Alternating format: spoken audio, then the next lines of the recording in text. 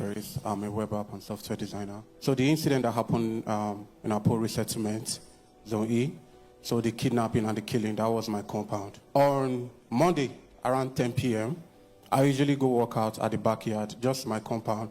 But that night, I was not really feeling it. I was so weak. Normally, I would motivate myself and push myself through. But I just decided to go inside and have my shower. So just while I was having my shower, because my bedroom window was just facing the exit gate.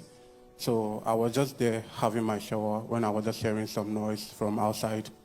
So I had to off the whole tap and peep through the window to see what was happening. It was my neighbor, just a young medical doctor who should be in his 20s or so. So he was just outside there pleading with a group of guys. There were over 20 of them with heavy weapons, and he just got back from work. He was about to enter the gate, and what I was hearing was, please, you can take my phone, you can take my money, you can take the car. Please don't hurt me, don't take me. While he was just there, one was like, what, move back? He brought out a machete, hit the guy by the head, and the guy used his hand, so the thing cut his arms. So the second one by his head, split the head open, and was just macheting the guy continuously. I was like, what are they hitting on human being like this? The next thing, immediately the guy dropped dead. They started firing gunshots. I immediately rushed out of the bathroom. I had to quickly rush off everything that was on. So I rushed immediately to off everything, and I lay down flat there. So they were firing gunshots. The next thing, my door, they were banging, banging, banging. I was just there. I don't know what to do. I quickly moved to the second room because it's a two-bedroom apartment. My friend was there. He was going to make a mistake. But thank God I moved to that room to be with him. So we laid down flat there. They were banging, banging. At the point, I felt that they've entered. They came outside. I think they tried to match the door. It did not happen. They brought stone. I was just there saying, error. I was just saying it silently because I don't want to make any noise. I had to be smart. I was just saying, error. What God cannot do does not exist. My hand was just on the floor.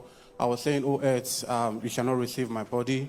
My friend, his head was resting on my legs, and I could feel it. His heart was pumping so fast. He could make any noise.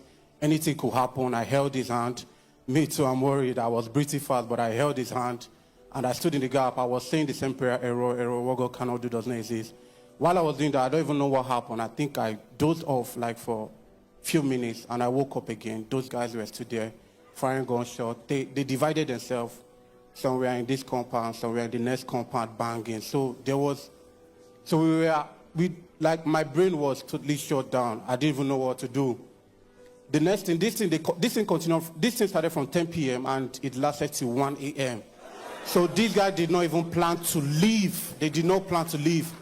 The police came, blew their siren.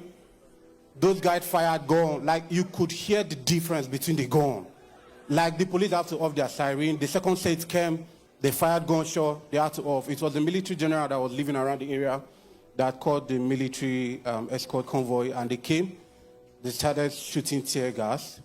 And before them, while they were banging, they were like, is there nobody here? So they came through the window and opened the window. I was pointing towards I immediately sneaked and hid myself beside the bed so they didn't say anything. They did everything. Fire, I've never, it happens, but this one came to me directly. The gunshot was just crazy. So this guy followed my backyard. And my front door, they did not follow the front door. I was asking myself, what if this guy had followed the front door? Because that one is not even as strong as the back door. So I was just there I don't know, it's just God. It's just God. Because I told myself, I was outside working out. What if I was just there? Immediately they've caught this guy, I would have been the second person. It's just 10 p.m. I could be coming back from anywhere by 10 p.m.